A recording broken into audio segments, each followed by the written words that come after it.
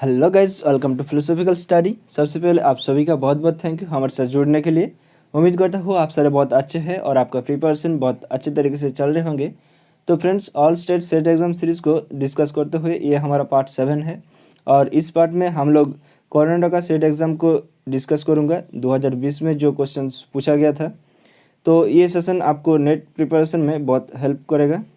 तो सेशन के एंड तक ज़रूर देखना और अपने दोस्तों के साथ ज़रूर शेयर करना। तो चलिए, फर्स्ट क्वेश्चन आपको सामने स्क्रीन पे ये रहा। Who among the following believes that sovereignty belongs to the people and that governments are not absolute and in themselves. मतलब निम्नलिखित में से कौन मानता है कि स्वयं प्रभुता लोगों की है और सरकारों अपने आप में पूर्ण अंत नहीं है। तो ऑप्शन ए रूसो, या फिर ऑप्शन बी लॉक, या फिर ऑप्शन सी हॉब्स, या फिर ऑप्शन डी प्लेटो। तो फ्रेंड्स, ये क्वेश्चंस आप लोगों को social and political philosophy western से पूछे गए हैं और ये एक स्टैटिक क्वेश्चन है, आप लोगों को एज इट इज़ याद रखना होगा। और इस क्वेश्चन का जो सही आंसर होगा वो है ऑप्शन ए रूसो। तो रूसो ने कहा है कि जो सोवरेनिटी है वो पीपल्स के लिए बिलोंग करता है और जो गवर्नमेंट है वो अपने आप पूर्ण नहीं है। राइट। अब अगले क्वेश्चन की तरफ आते हैं। Who said that democracy is one of the worst system of government. तो किसने कहा था कि लोकतंत्र सरकार की सबसे खराब प्रणालियों में से एक है। तो option A Rousseau, option B Hobbes, option C Locke, या फिर ऑप्शन डी मार्क्स। तो फ्रेंड्स, ये भी एक स्टैटिक क्वेश्चन है, आप लोगों को एज इट इज़ याद रखना होगा और इस क्वेश्चन का जो सही आंसर है वो है ऑप्शन बी हॉब्स। तो हॉब्स ने कहा था कि लोकतंत्र सरकार की सबसे खराब प्रणालियों में से एक है।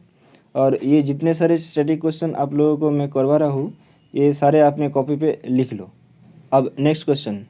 Who said that history has a definite meaning for it consist of a constant class struggle symbolised in the contest between the ruling and the oppressed class.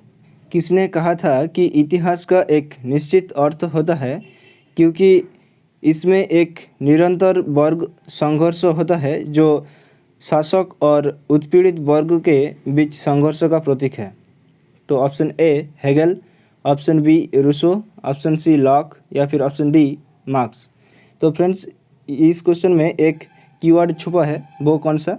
देखो, क्लास स्ट्रगल और ऑप्रेस्ड क्लास और ruling class. Right. ये जो class का जो word है ये किससे रिलेटेड होता है? ये कार्ल मार्क्स के साथ रिलेटेड होता है। राइट। तो कार्ल मार्क्स हमारा करेक्ट आंसर होगा।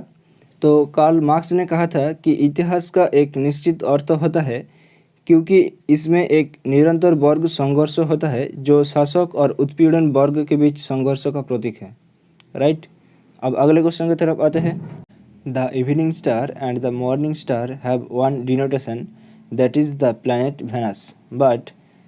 तो ये क्या बोल रहा है कि द इवनिंग स्टार और द मॉर्निंग स्टार का एक ही अर्थ है, यानी कि शुक्र ग्रह, लेकिन option A their context differs, option B their connotations differs, option C the situation differs, option D the object differs. तो फ्रेंड्स, ये क्वेश्चंस एनालिटिक फिलोसफी से जो रेफरेंस सेंस और रेफरेंस है वैसे पूछे गए हैं और इस क्वेश्चन का जो सही आंसर होगा वो है option B their connotations differ. Right. और कोनोटेशन का अर्थ क्या है कि एक विचार या गुण जिसके बारे में कोई शब्द आपको उसके अर्थ के अलावा सोचने पर मजबूर करता है। राइट। अब अगले क्वेश्चन की तरफ आते हैं। Frege distinguished between the linguistic expressions of dash words and proper names. Frege कौन शब्दों और प्रॉपर नेम्स के भाषाई भावों के बीच अंतर करता है?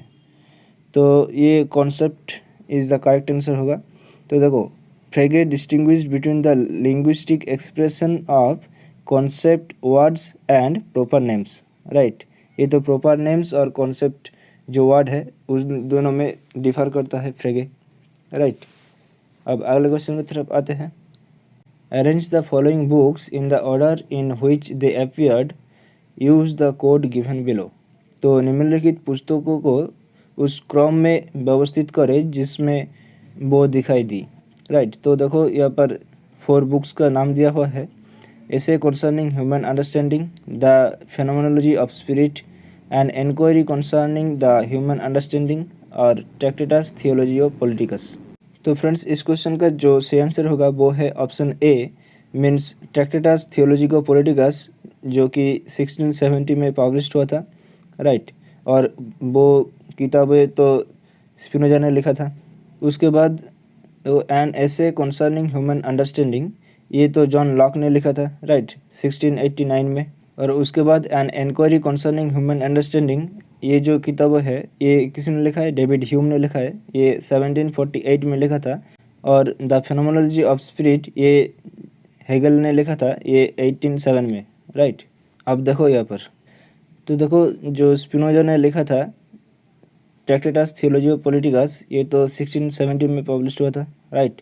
उसके बाद देखो 1689 में जो जॉन लॉक का ग्रंथ था an essay concerning human understanding, right. उसके बाद देखो जो डेविड ह्यूम का जो ग्रंथ है an inquiry concerning human understanding, 1748 में पब्लिश हुआ था, राइट। और उसके बाद लास्ट में जो आएगा वो है हेगल, राइट। हेगल का जो किताब है वो है द फेनोमेनोलॉजी ऑफ स्पिरिट, ये 1807 में पब्लिश हुआ था। An analytic judgement is the one in which, तो एक विश्लेषणात्मक निर्णय वो है जिसमें option A the predicate term is the opposite of the subject term, ये तो बिल्कुल नहीं है, राइट, ये अपोजिट नहीं होता है। अब the predicate term sums the subject term in it, ये भी बिल्कुल नहीं है। द विधेय शब्द इसमें विषय शब्द को सम्मिलित करता है, ये भी नहीं है। अब the predicate is already content in the connotation of the subject, ये बिल्कुल सही है। जो विधेय है वो पहले से ही विषय के अर्थ में निहित है, राइट। अब नेक्स्ट क्वेश्चन की तरफ आते हैं। Who among the following believes that the government has no right to abrogate basic privileges and basic freedoms, for the freedoms are antecedent to the conclusion of the compact between ruler and subjects? मतलब निम्नलिखित में से कौन ये मानता है कि सरकार को बुनियादी विशेष अधिकारों और बुनियादी स्वतंत्रता को निरस्त करने का कोई अधिकार नहीं है, क्योंकि वो स्वतंत्रता शासक और प्रजा के बीच समझौते की निष्कर्ष से पहले है। तो फ्रेंड्स ये एक स्टैटिक क्वेश्चन है, आप लोगों को एज इट इज़ याद रखना होगा। और इस क्वेश्चन का जो सही आंसर होगा वो है ऑप्शन बी जॉन लॉक। तो जॉन लॉक ने कहा था कि the government has no right to abrogate the basic privilege and basic freedoms, for these freedoms are antecedent to the conclusion of the compact between ruler and the subjects, right। अब अगले question की तरफ आते हैं।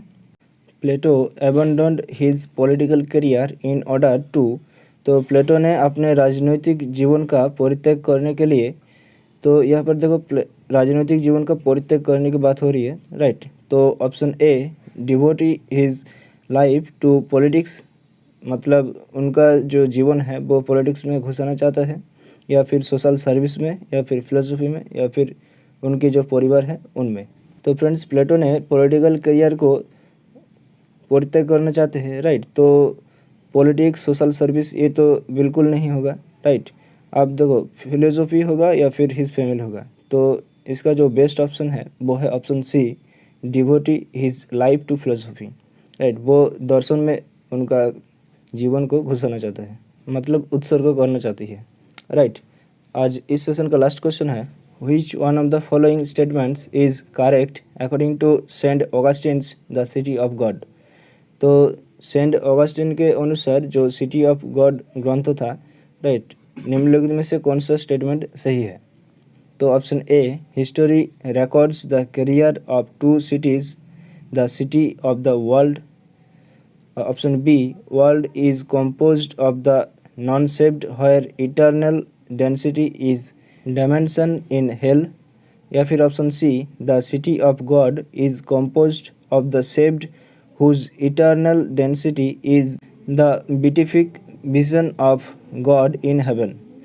तो friends इस question का जो सही आंसर है वो है ऑप्शन डी, इन सभी option is the correct answer. तो फ्रेंड्स ये एक स्टैटिक क्वेश्चन है, आप लोगों को एज इट इज़ याद रखना होगा, राइट। ओके, तो that's all for today's session. उम्मीद करता हूँ ये सेशन आप लोगों को बहुत अच्छा लगा होगा, बहुत कुछ सीखा होगा, बहुत कुछ जाना होगा। तो मिलते हैं अगले सेशन में, तब तक के लिए हंसते रहे, मुस्कुराते रहे और चित्त को शांत रखकर अपने प्रिपरेशन को आगे लेकर चले। और हमारा टेलीग्राम चैनल फिलोसॉफिकल स्टडी को ज्वाइन कर लो, वहाँ पर भी क्विज होता है और नोट्स पीडीएफ्स सब कुछ मिलता है। और हमारा जो ऑफिशियल फेसबुक पेज है फिलोसॉफिकल स्टडी, उसको भी लाइक, फॉलो और शेयर कर दीजिए। तो thank you, bye bye, take care, ध्यान रखिएगा, जय हिंद।